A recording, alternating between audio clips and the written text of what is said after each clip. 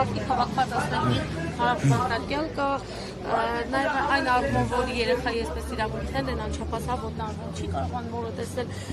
ընդհանրապես եթե դիտարկենք այսպես իրավիճակ եղել է Հայաստանում ես պատկերացնում եմ որ դատարանները ավելի ներողամիտ են այսպես կանանց նկատմամբ ավելի այլ խափանող միջոցներ են քան ամենախիստ պատիժը Գիտեք իմ տարիքս եւ անցածս ուղին թույլ է տալիս ասեմ որ 30 տարվա ընթացքում էլ եղել են իհարկե մարդիկ որոնք քաղաքական նպատակառուներով են եղել կալանավայրում, բայց նմանատիպ քանակ, նմանատիպ մոտեցում, նմանատիպ անօրինականություն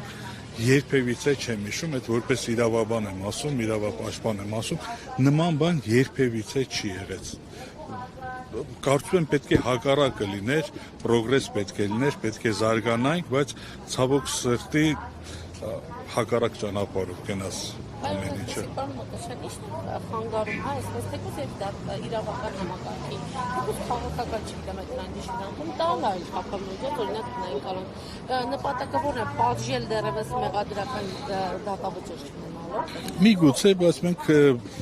եկել ենք այն մակարդակին, որ չկա դատական իշխանությունը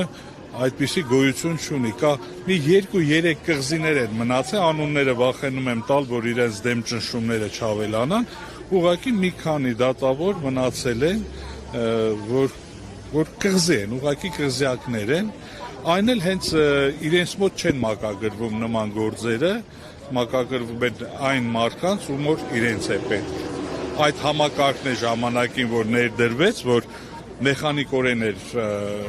գնում այդ գործերը, հիմա անհասկանալի պատճառով այդ համակարգը արդեն քանի տարի է չի գործում։